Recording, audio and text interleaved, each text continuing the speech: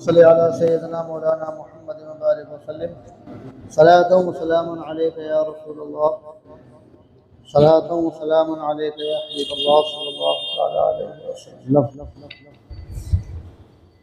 بسم اللہ الرحمن الرحیم۔ عقیدہ نمبر 50۔ اب سن رہے ہیں سرکار صلی اللہ تعالی وسلم سے متعلق عقائد۔ حضور اقدس صلی اللہ تعالی علیہ وسلم اللہ عز و جل کے نائب مطلق ہیں۔ تمام جہان حضور صلی اللہ تعالی علیہ وسلم کے تحت تصرف کر دیا گیا، یعنی حضور کی قدرت میں دے دیا گیا۔ جو چاہیں کریں، جسے جو چاہے دیں، جس سے جو چاہیں واپس لیں۔ تمام جہان میں ان کے حکم کا پھیرنے والا کوئی نہیں۔ تمام جہان ان کا محکوم ہے، وہ اپنے رب کے سوا کسی کے محکوم نہیں۔ تمام آدمیوں کے مالک ہیں، یعنی سرکار صلی اللہ تعالی علیہ وسلم صرف محکوم ہے کس کے؟ اللہ پاک کے۔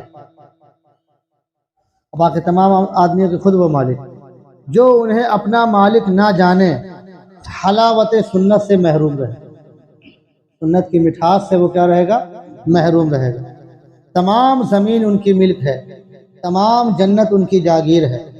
ملکوت السماوات والارض حضور صلی اللہ علیہ وسلم کے زیر فرمان، یعنی آسمان اور زمین کی جو بھی چیزیں ہیں سب حضور صلی اللہ علیہ وسلم کے زیر فرمان ہیں، ان کے قدرت کے تحت۔ جنت و نار کی کنجیاں دست اقدس میں دے دی، رزق، خیر، ہر قسم کی عطائیں حضور صلی اللہ تعالی علیہ وآلہ وسلم ہی کے دربار سے تقسیم ہوتی ہیں۔ دنیا آخرت حضور صلی اللہ علیہ وسلم کی عطا کا ایک حصہ ہے۔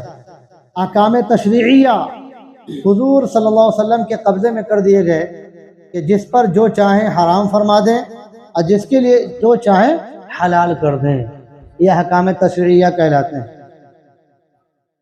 اور جو فرض چاہیں وہ معاف فرما دیں، یہ سب حضور کے تصرف میں۔ عقیدہ نمبر 51۔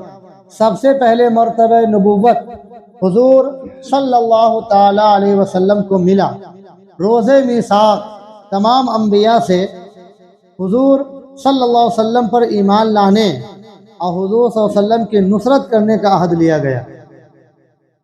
سب سے پہلے نبوت سے سرفراز کیا گیا حضور کو، اور پھر جو ایک میثاق یعنی وعدہ کا دن، جس دن اللہ تعالی نے تمام نبیوں سے وعدہ لیا تھا، جس کا ذکر تیسرے پارہ میں ہے کہ ان پر ایمان لانا اور ان کی کیا کرنا؟ نصرت یعنی مدد کرنا۔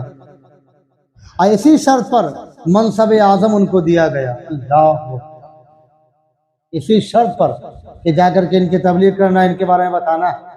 اللہ، حضور صلی اللہ تعالی علیہ وسلم نبی الانبیاء ہیں، یعنی نبیوں کے نبی، اور تمام انبیاء حضور صلی اللہ علیہ وسلم کے امتی۔ سب نے اپنے اپنے عہد کریم میں حضور صلی اللہ علیہ وسلم کی نیابت میں کام کیا۔ یہ نائب رہے، حضور کے نائب رہے۔ نائب اس کو بولتے ہیں کہ جب اصل نہ رہے تو اس کا نائب رہتا ہے۔ نیابت میں کام کیا۔ اللہ عز و جل نے حضور صلی اللہ علیہ وسلم کو اپنی ذات کا مظہر بنایا اور حضور صلی اللہ علیہ وسلم کے نور سے تمام عالم کو منور فرمایا۔ بھائی معنی ہر جگہ حضور صلی اللہ تعالی علیہ وسلم تشریف فرما ہے کہ قرآن نے کہا یا ایھا النبی انا ارسلناک شاہدا ومبشرا ونذیرا وداعیا الی اللہ باذنہ وسراجا منیرا، یعنی اے نبی ہم نے تم کو شاہد یعنی گواہ بنا کر اور خوشخبری سنانے والا اور ڈر سنانے والا بنا کر بھیجا، اور اللہ کی طرف دعوت دینے والا اپنے حکم سے، اور سراج منیرہ یعنی چمکتا ہوا چراغ بنا کر بھیجا۔ تو اس میں ایک لفظ جو آیا ہے شاہد، گواہ۔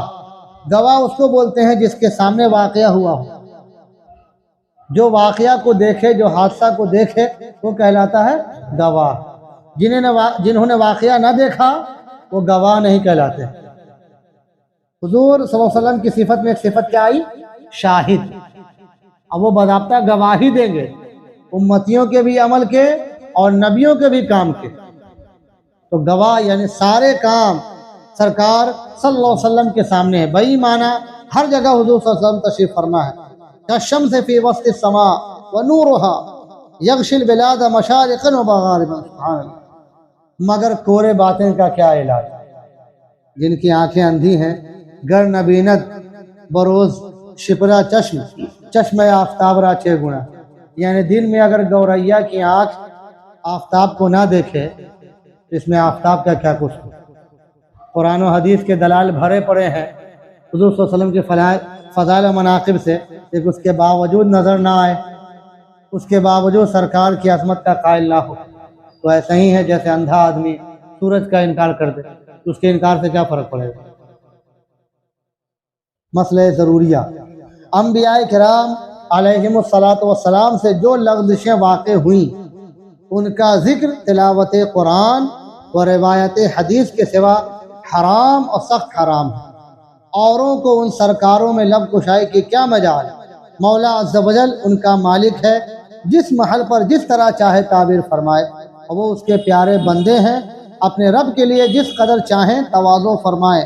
دوسرا ان کلمات کو سند نہیں بنا سکتا، اور خود ان کا اطلاق کرے تو مردود بارگاہ ہو. جیسے قرآن مجید میں جو حضرت آدم علیہ السلام کی طرف عصیاں و نافرمانی کی نسبت کی اور ان پر عتاب فرمایا، وہ حضرت آدم علیہ السلام کے خدا تعالیٰ کے مقرب ہونے اور ان کی بلندی شان پر مبنی ہے. اور مالک کو حق پہنچتا ہے کہ وہ اولا و افضل چیز کے ترک کرنے پر اگرچہ وہ معصیت کی حد تک نہ پہنچے، اپنے بندے کو جو کچھ چاہے کہے اور عتاب کرے. دوسرے کسی کو کچھ بھی کہنے کی مجال نہیں. یہ نہایت ادب کا مقام ہے جس کا لحاظ ضروری ہے.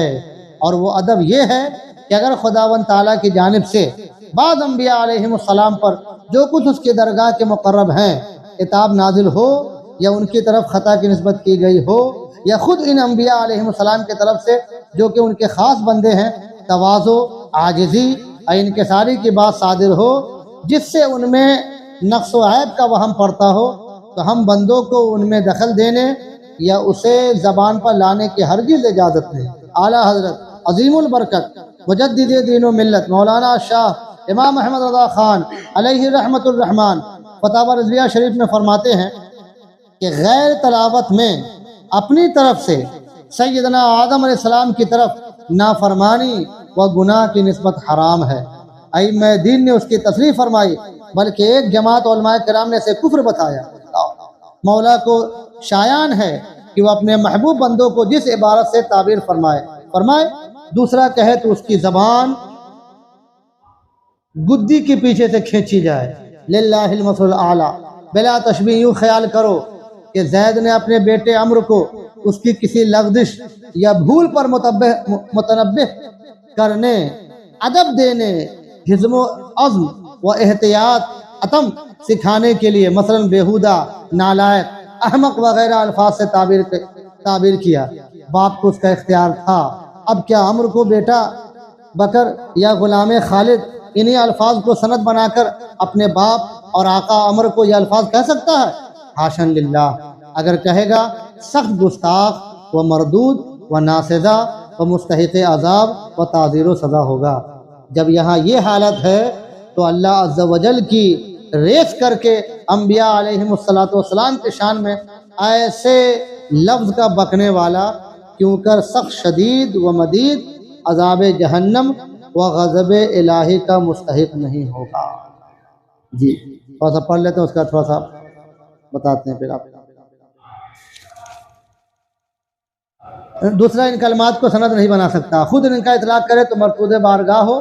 پھر ان کے افعال جن کو ذلت و لغزش سے تعبیر کیا جائے، ہزارہا حکم و مصالح پر مبنی، ہزارہا فوائد و برکات کی مثمر ہوتی ہیں. ایک لغزش ابینا آدم علیہ السلام کو دیکھیے، اگر وہ نہ ہوتی جنت سے نہ اترتے، دنیا آباد نہ ہوتی، نہ کتابیں اترتی، نہ رسول آتے، نہ جہاد ہوتے، لاکھوں کروڑوں مصوبات کے دروازے بند رہتے. ان سب کا فتح باب ایک لغزش آدم کا نتیجہ بارکہ و ثمرہ طیبہ ہے. بالجملہ انبیاء علیہم السلام کے لغزش من و تو کی شمار میں ہے. صدیقین کے حسنات سے افضل و اعلیٰ ہے. حسنات الابرار سیئات المقربین.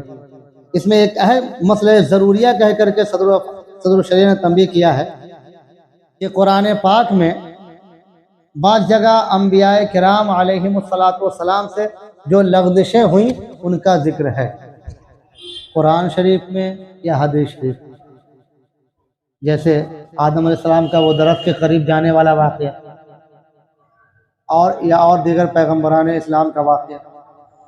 تو وہ جو واقعہ جہاں جہاں قرآن میں آیا حدیث میں آیا، بس قرآن شریف کی جس وقت تلاوت ہو رہی ہو یا معنی پڑھ رہا ہو اتنا ہی تک، اس کے علاوہ کہیں بیان کرنا، کہیں بولنا کہ بھائی ہم تو آدم ہیں، ہمارے باپ سے خطا ہوئی ہے، معاذ اللہ رب اللہ، ہم تو یہ ہیں، پیغمبروں سے یہ ہوا ہے، معاذ اللہ رب اللہ. تو ان کے علاوہ کہیں بھی، یا ان کے دیکھیے ان کے رب نے ان کو ایسے پکارا، دیکھیے آدم کو ایسے رب نے کہا، دیکھیے موسیٰ کو ایسے کہا، دیکھیے یہ کہا، سخت بے ادبی، سخت حرام، اشد حرام، کیونکہ وہ ان کا مولا ہے، رب العالمین ان کا مولا ہے، مالک ہے. دوسرے کو کیا مجال کہ وہ ان کے محبوب کو اپنے یہاں بکے اسی شمار میں. اس کو بڑی اچھی مثال سے سمجھایا، اعلیٰ حضرت نے سمجھایا کہ مثال لے لو کہ کوئی باپ اپنے بیٹے، زید مثال کے طور پر اپنے بیٹے کو اس نے کوئی چیز دیکھا جو اس کے مزاج کے خلاف تھا، تو اس نے اس کو کہہ دیا احمق، بے وقوف، نادان، اس طرح سے کہہ دیا. اب دوسرا جو سن رہا تھا بکر، یا اس کا غلام، خود زید آقا ہے، اس کا غلام، اب وہ کہے گا اپنے آقا کو وہ احمق، آپ کو تو آپ کے باپ نے احمق کہا ہے. اگر کہے گا تو وہ سخت گستاخ ہو، کیسا بے ادب ہے تو، اس کے باپ، وہ اس کا باپ ہے، جو چاہے کہے، وہ ان کے والد ہیں، ان کا بیٹا ہے، اپنے بیٹے کو جو چاہیں جیسے فرمائے. دوسرے کو کیا مجال کہ وہ اس طرح کی باتیں کہیں. تو بلا تشبیہ وہ اللہ کے محبوبان ہیں. کون؟ انبیاء کرام، وہ اس کے محبوب ہیں. وہ اپنے محبوب میں جیسے کلمات پڑھیں، یا خود وہ اپنی تواضع کے طور پر جیسا کہے کہ میں ایسا ہوں، میں ویسا ہوں. وہ تواضع کے تو جیسے بیٹا ہی کہے کہ میں کہاں حضور، میں تو خاک ہوں، میں تو آپ کا فلاں ہوں، چلا ہوں. تو دوسرا تھوڑا کہے گا کہ آپ خاک ہیں، آپ مٹی ہیں، آپ احقر ہیں. خود وہ بطور تواضع کہہ رہے ہیں. تو جہاں بھی قرآن شریف، حدیث شریف میں اس طرح کے الفاظ جو آئے ہیں تو بس تلاوت ہی کے حد تک رہیں گے. ان کے علاوہ ان کا ذکر کرنا، بہت سے نالائقوں نے اپنے کوئز میں اس طرح کے سوال رکھ دیتے ہیں کہ بتاؤ دنیا کا سب سے پہلا گناہ، آدمیوں میں سب سے پہلا گناہ گار کون؟ اور جواب میں آپشن میں رکھا حضرت آدم علیہ السلام. سب سے پہلے خطا کس کی ہوئی؟ یہ سوال کوئز جانتے ہیں نا، کوئز جو ہوتی ہے، کوئز میں سوال بنایا کہ سب سے پہلے خطا کس سے ہوئی؟ انسانوں میں. اور آپشن میں رکھا ظاہر ہے حضرت آدم. اب وہ چھوٹا بچہ جو سیکھ رہا، وہ سیکھا کہ پہلے خطا آدم سے. تو ان کو اچھی کوئز سکھلایا جاتا معلومات کے لیے کہ وہ اور خطا سکھلائے. اس کے علاوہ بے شمار باتیں ہیں جو کوئز میں رکھی جا سکتی. تو کبھی بھی انبیاء کرام، اولیاء کرام جو اللہ پاک کے محبوب بندے ہیں، وہ اگر بطور تواضع کہیں فرما رہے ہیں یا ان کے بارے میں ان کا رب فرما رہا ہے تو بس وہ جانے اور ان کا رب جانے. ہمارے لیے یہ نہیں ہے کہ ہم اس طرح کے الفاظ سے انہیں یاد فرمائیں. یہ ادب ہے. اور یہ مسئلہ ضروریہ کر کے انہوں نے بیان کیا، یعنی ضروری مسئلہ، حالانکہ جتنا تھا سب ضروری تھا. اس کے علاوہ الگ سے ایک ہیڈنگ بنایا، مسئلہ ضروریہ. اس کا مطلب کہ یہ باتیں انبیاء کرام کے عقائد جو الگ تعلق سے، یہ باتیں یہ انتہائی کیا ہے؟ ضروری. اللہم صلی علی سیدنا مولانا محمد مبارک وسلم صلاۃ و سلام علیک یا رسول اللہ صلی اللہ تعالی علیہ وسلم. کریمہ کار سادہ بندہ نوازہ مولا کریم، تیری دی ہوئی توفیق سے مولا نبیوں کے، انبیاء کرام، خصوصاً ہمارے نبی کریم صلی اللہ علیہ وسلم کے جو خصائص، جو عقائد بیان کیے گئے، مالک اسے ذہن میں، دل میں، دماغ میں محفوظ فرما. انبیاء، تمام انبیاء کرام کا ہمیں باادب بنا. آنے والی نسلیں بھی انبیاء کرام کی ادب کرنے کی انہیں توفیق عطا فرما. سب کا ایمان پر خاتمہ اور باادب خاتمہ نصیب فرما. بے ادبی سے خود بھی بچنے کی اور بے ادبوں سے بھی بچنے کی توفیق عطا فرما. وصلی اللہ تعالی علی خیر خلقہ محمد وعلی آلہ واصحابہ وازواجہ وذریاتہ اجمعین برحمتک یا ارحم الراحمین. لا الہ الا اللہ محمد رسول اللہ.